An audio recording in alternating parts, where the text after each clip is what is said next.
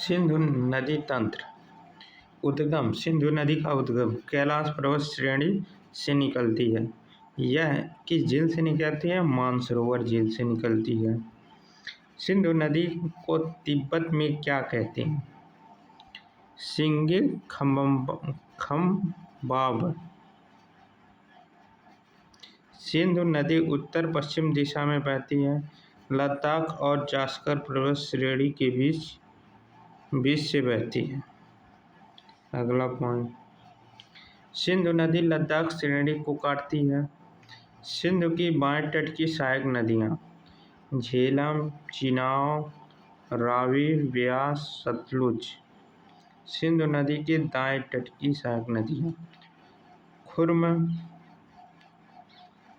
तोची, गोमल, बिबुआ, सेंगर व गिलगित है।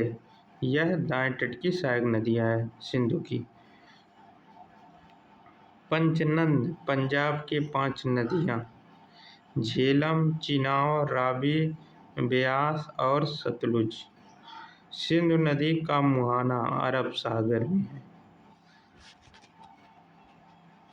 सिंधु नदी जल समझौता 1960 में हुआ था।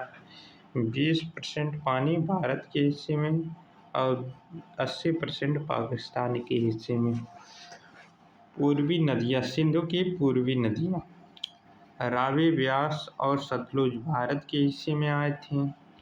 और पश्चिम नदियाँ, सिंधु की पश्चिम नदियाँ सिंधु, झेलम और चिनाब पाकिस्तान के हिस्से में आए थे। अगला पॉइंट, दोआब। 2 नदियों के बीच का भाग को दोआब कहलाता है। विस्ट दोआब ब्यास और सतलुज नदियों के भाग को कहते हैं, बीच के भाग को कहते हैं। बारी दोआब ब्यास और रावी नदियों के बीच के भाग को कहते हैं। रचना दोआब रावी और चिनाब के बीच की नदियों को भाग को कहते हैं।